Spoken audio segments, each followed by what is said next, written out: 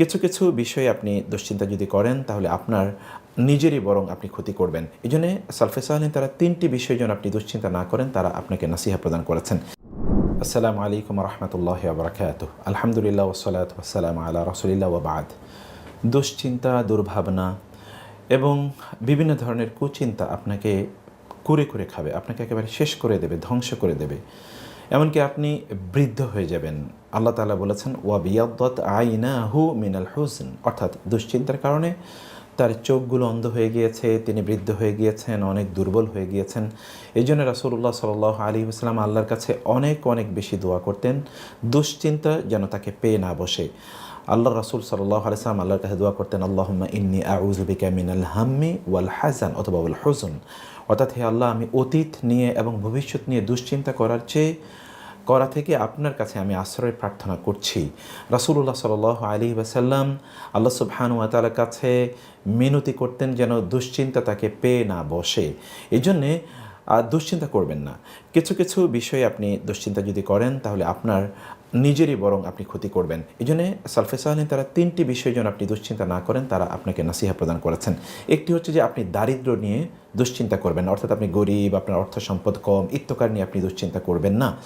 এটি যদি আপনি দুশ্চিন্তা করেন তাহলে আপনার কী ক্ষতি হবে? প্রথমত হচ্ছে যে এটি যদি করেন তাহলে আপনার দুশ্চিন্তা আরও বেড়ে যাবে। আপনি সম্পদ কম, অভাব আপনার বেশি, চাকরি হচ্ছে না, যথেষ্ট পরিমাণ আপনি অর্থ ইনকাম করতে পারছেন না, ইত্যাদি নিয়ে যদি আপনি অনেক অনেক বেশি দুশ্চিন্তা করেন তাহলে আপনার দুশ্চিন্তার পরিমাণ আরও অনেক বেড়ে যাবে, দুর্দশা আপনার বেড়ে যাবে এবং আপনার অন্তরটি প্রচণ্ড লোভী অন্তরে পরিণত হবে।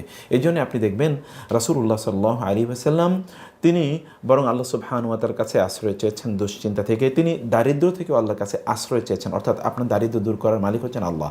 এবং তিনি আমাদেরকে জানিয়েছেন আল্লাহ সুবহানাহু ওয়া তাআলা যে আশ-শাইতানু ইয়াইদুকুমুল ফাকরা ওয়া ইয়া'মুরুকুম বিল ফাহশা অথবা ইয়া'মুরুকুম বিসু, যে শয়তান তোমাদেরকে দারিদ্র্যের ভয় দেখায় এবং তোমাদেরকে অশ্লীল খারাপ কাজ অথবা মন্দ কাজে তোমাদেরকে উদ্বুদ্ধ করে। আপনি যদি অভাব নিয়ে চিন্তা করেন তাহলে আপনি অন্যায়ভাবে, হারাম পথে, বিভিন্নভাবে, অনৈতিকভাবে আপনি অর্থ ইনকাম করার চেষ্টা করবেন। এটি আপনার দুনিয়াও শেষ করে দেবে এবং আখিরাতকেও শেষ করে দেবে। বরং আপনি আল্লাহর উপর তাওয়াক্কুল করুন। আপনার অর্থনৈতিক অভাব দূর করার মালিককে মহান আল্লাহ সুবহানাহু ওয়া তাআলা, তার উপর তাওয়াক্কুল করুন, তাকে ভয় করুন, সর্বান্তকরণে ইস্তিগফার করতে থাকুন এবং দুরূদ পড়তে থাকুন। তাহলে আল্লাহ তাআলা আপনার অভাব বা ভয় দূর করে দেবেন ইনশাআল্লাহ।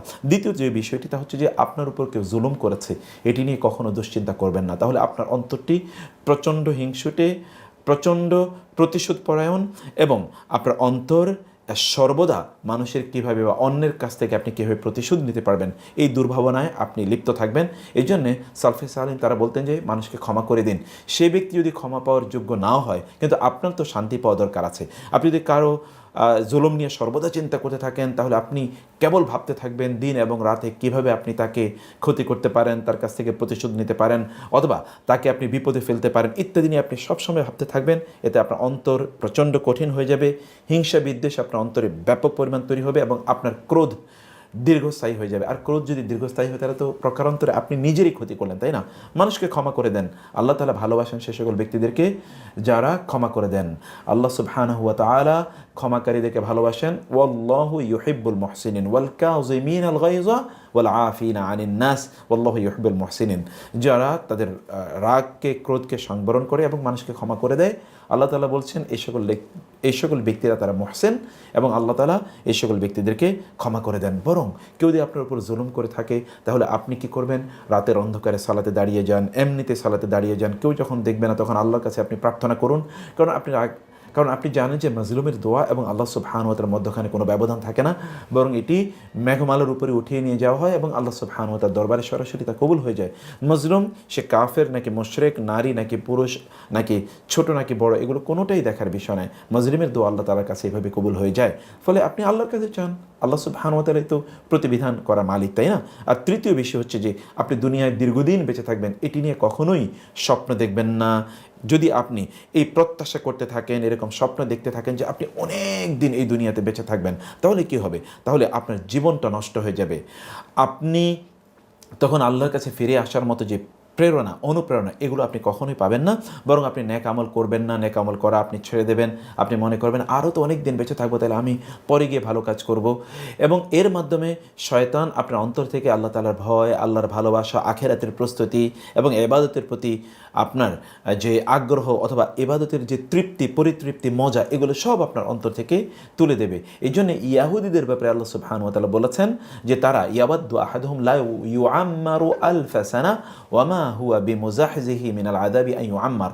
তারা যদি 1000 বছর বেঁচে থাকে তাহলে তারা জাহান্নাম থেকে বাঁচতে পারবে না, বরং আপনি যত বেশি বেঁচে থাকবেন তত আপনার দায় বাড়বে। বরং আমরা দেখতে পাই সালফে সালিহিন তারা আল্লাহ সুবহানাহু ওয়া তাআলার কাছে তারা তাদের হায়াতের মধ্যে বারাকা কামনা করতেন। আপনি 1000 বছর বেঁচে আছেন কিন্তু আপনি এমন কোনো কাজ করতে পারলেন না যেটি আপনার মৃত্যুর পরে লোকেরা স্মরণ করবে, তার চেয়ে কি এটি উত্তম না যে আপনি যতদিনই বেঁচে থাকেন ততদিন এমন কিছু কাজ করুন যে আপনার মৃত্যুর পরেও লোকেরা আপনার জন্য দোয়া করবে, আপনাকে ফিল করবে, অথবা আপনার মৃত্যুর পরে সাদকায়ে জারিয়া হিসেবে আপনার আমল নামায় সওয়াব ঢুকতে থাকবে।